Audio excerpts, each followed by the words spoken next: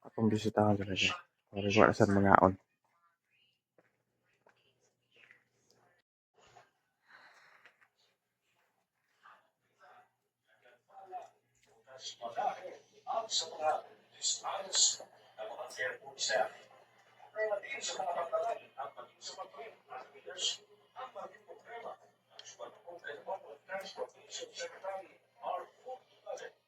Nakita ko yung problema, I was challenged. Kasi hinimay ko yung problema. Nakita ko yung tinatawag na long-hanging fruits.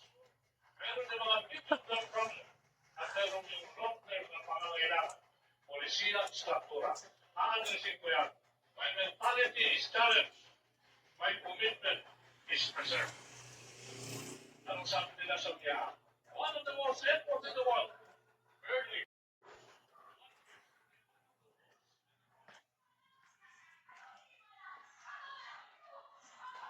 So, sa cellphone na lang.